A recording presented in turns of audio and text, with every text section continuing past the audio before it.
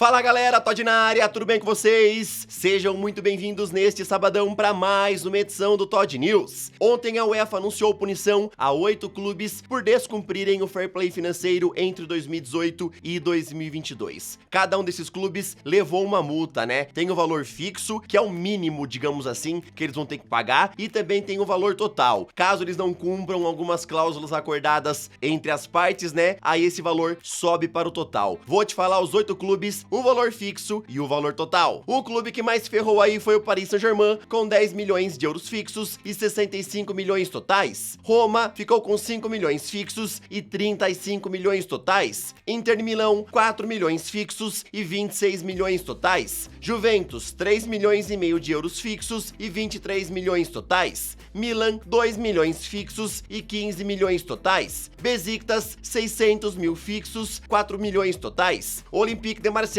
e Mônaco vêm com a mesma multa, 300 mil fixos e 2 milhões totais. E aí, tem algum time que você acha que ia ser punido pelo fair play e acabou não aparecendo nessa lista dos 8 clubes? Comenta aí, tá? Nesse vídeo eu vou te contar muito mais coisa interessante. Eu vou te falar sobre Diego Tardelli querendo cavar uma vaguinha no Atlético Mineiro ano que vem. Vou te falar sobre Douglas Luiz, que quase foi pro Arsenal no último dia da janela. Lucas Moura já tem 2 clubes na Premier League de olho nele, hein? Vou te falar tudo isso e muito mais. Então, sem mais enrolações, solta a intro! Damn, it's gonna be a long night. Yeah. You know. I said, damn, it's gonna be a long night. Em sua festa, onde completou 112 anos, o Timão divulgou os 7 finalistas da campanha Manto do Corinthians, que vai escolher a 4ª camisa do clube para 2023. Todos os modelos foram desenvolvidos por torcedores e enviados pelas redes sociais e também escolhidos por uma comissão julgadora. O primeiro manto concorrente é de Leonan Porfino Credidio, o segundo é de Kaique Sena, o terceiro é feito por Felipe dos Santos Pinaffe, o quarto é de Paulo Barbosa, o quinto é de Gabriel Aguiar, o sexto é de Leonardo Forro e o 7º é de Fernando De Grossi. Entre os dias 6 de outubro e 6 de novembro, irá ocorrer a primeira votação popular, onde 3 avançam para a fase final, que acontecerá somente no primeiro semestre do ano que vem. Eu quero saber a sua opinião desses 7 mantos que eu mostrei pra você, feitos pelos torcedores concorrentes a 4º manto do Corinthians para 2023. Qual que é o seu favorito? Qual que você achou mais bonito? Comenta aí. Diego Tardelli, que está sem clube desde que deixou o Santos em 2021, está tentando cavar uma vaguinha no Atlético Mineiro em 2023 e falou que voltaria ao clube até para jogar de graça. Eu pensei sim em disputar o Campeonato Mineiro lá na Arena Fonte Nova, com torcida, e encerrar a minha carreira no Atlético. Pra mim, a minha história se resume dentro do Atlético. O clube não precisa me pagar, eu só queria encerrar minha carreira de forma carinhosa com a torcida. Foi o que falou o jogador em entrevista à Rádio 98. Diego Tardelli inclusive falou que no começo do ano tentou voltar ao Atlético Mineiro de graça, mas não houve acordo, e ele vai tentar mais uma vez pra 2023,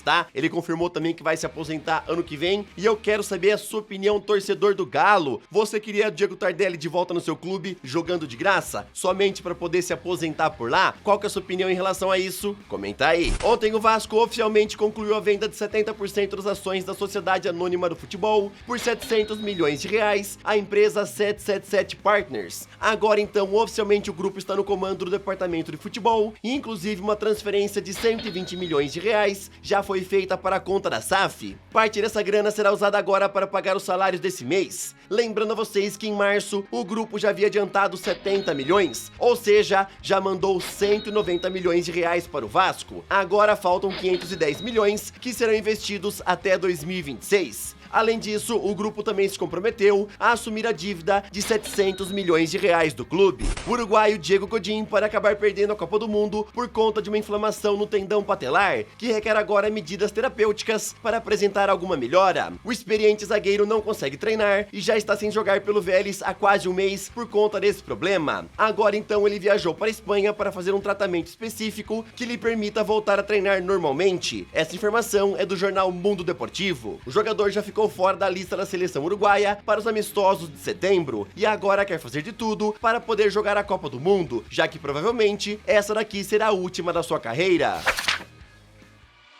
Agora eu já aproveito para te pedir aquela moral, martela o botão do joinha, se inscreve no canal e também ativa o sininho para você sempre ser notificado quando for saindo algum vídeo novo. Eu vou deixar na descrição o link do meu canal de games e também o link das minhas redes sociais. Lá no Insta todo dia rola muito conteúdo de futebol, vai lá me seguir, tá? E agora, bora daquele nosso rolezinho pela Europa. O holandês Xavi Simons parece que tomou a decisão correta em não renovar o contrato com o Paris Saint-Germain e ir jogar pelo PSV. Lá ele atuou apenas por 4 partidas pelo Campeonato Nacional, onde já marcou 6 gols e deu 2 assistências. E ele é o artilheiro ao lado de Cody Gakpo. Além disso, o jovem também foi eleito o melhor jogador da Eredivisie nesse mês de agosto. Xavi Simons também se tornou o jogador mais jovem da história do campeonato holandês a marcar 6 gols nas suas primeiras 4 partidas. Somando todas as competições disputadas, Xavi Simons já apareceu em 7 jogos oficiais pelo PSV, onde marcou 7 gols e deu 2 assistências. Como uma mudança de ares beneficia um jogador, né, galera? Ele não quis renovar o contrato dele com a equipe do Paris Saint-Germain, apostou em voltar a seu país natal, em jogar pela equipe do PSV e foi a melhor decisão que ele tomou, tá? O cara tá detonando nesse começo de Eredivisie, é um gol por jogo, já foi eleito o melhor jogador do campeonato neste último mês de agosto. O Xavi Simons, se continuar desse jeito, meus amigos, vai realmente mostrar que tem um ótimo futebol, né? Porque na época do Barcelona, a gente já sabia que ele jogava muito, depois acabou sendo negociado com o Paris Saint-Germain, ficou apagado por lá e agora tá realmente mostrando que sabe jogar bola. Inclusive, o jornal L'Equipe falou que o diretor Luis Campos tá de olho no Xavi Simons para possivelmente trazer ele de volta no Paris Saint-Germain ano que vem. Lembrando que quando o Xavi Simons aí decidiu não renovar o contrato, o Luis Campos ainda não era diretor da equipe do PSG, tá? No último dia da janela, quase que Douglas Luiz trocou o Aston Villa pelo Arsenal e o próprio técnico Mikel Arteta confirmou o interesse no brasileiro ao falar o seguinte: nós tentamos trazer até o final do dia o jogador que nós sentimos que era o correto para o nosso meio-campo, porém não conseguimos Douglas Luiz.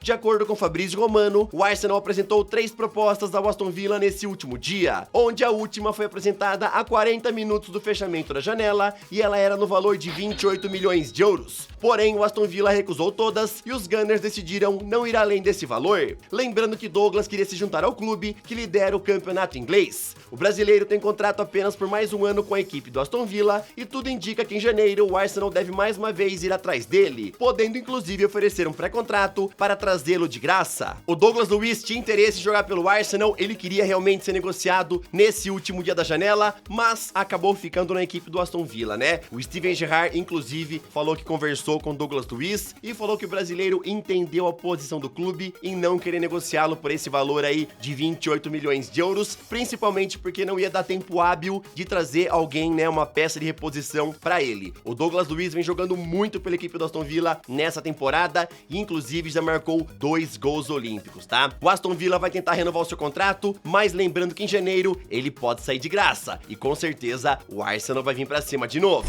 O lateral esquerdo Marcelo não está mais livre no mercado, já que ontem foi anunciado como o mais novo reforço do Olympiacos. Com 34 anos, o jogador assinou um contrato válido apenas por uma temporada, com a opção de renovar por mais uma. Marcelo é o único brasileiro na equipe e lá deve usar a camisa 12 que estava livre. No Olympiacos, ele vai disputar a Europa League, já que o clube se encontra no grupo F, ao lado de Friburgo, Nantes e Karabag. Ontem o Barcelona oficializou a contratação de Marcos Alonso, que veio como parte de pagamento na negociação que levou Aubameyang ao Chelsea. O espanhol de 31 anos chega para uma posição que Xavi considerava carente e lá ele assinou um contrato válido até junho de 2023. A sua multa rescisória ficou na casa dos 50 milhões de euros. Quem também está de time novo é o belga Michy Batshuayi, que foi anunciado como o mais novo reforço do Fenerbahçe. O atacante foi comprado junto ao Chelsea por 3,5 milhões de euros e assinou um contrato até 2024. Lembrando que no último dia da janela, ele estava certo para jogar pelo Nottingham Forest, porém o Chelsea estava ocupado demais, acertando as chegadas de Aubameyang e Zakaria, que não conseguiu enviar os documentos ao Nottingham antes do fim da janela. Com certeza o Michy Batshuayi chegando na equipe do Nottingham Forest seria muito interessante, ele queria ir para lá, mas como eu falei para vocês, o Chelsea acabou não enviando a documentação e aí, logo em seguida, ele foi negociado com a equipe do Fenerbahçe, tá? Lembrando que a janela na Turquia ainda não se fechou e deveremos ver mais novidades chegando por lá, tá? Inclusive, Mauro Icardi negocia com a equipe do Galatasaray e pode ser um novo reforço lá do time turco. Fabrício Romano informou que nesse último dia da janela, 2 clubes da Premier League conversaram com o Tottenham pela transferência de Lucas Moura. Newcastle e Aston Villa perguntaram sobre o brasileiro, porém os Spurs informaram que não tinham intenção em negociá-lo nessa janela. Lembrando a vocês que Lucas Moura tem contrato apenas até junho do ano que vem, e em janeiro já pode assinar um pré-contrato. Newcastle e Aston Villa devem voltar a conversar com ele na próxima janela. Bom, galera, essa foi mais uma edição do Todd News. Eu espero que vocês tenham gostado. Não se esqueçam de comentar sobre tudo. Bora bater um papo, bora ter uma discussão sadia. Deixa eu encerrar esse vídeo, porque eu já tô ficando sem voz e daqui a pouco capaz de eu não conseguir falar mais nada, tá? Bom final de semana pra todo mundo. Tamo junto, valeu, até o próximo vídeo. Falou!